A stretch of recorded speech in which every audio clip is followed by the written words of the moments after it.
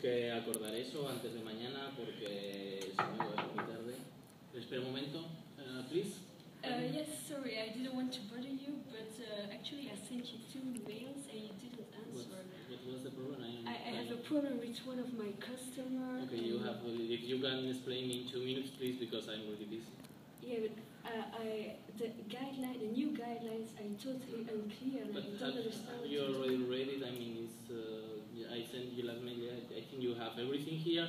Oh. I think the new guidelines are quite clear for the customers.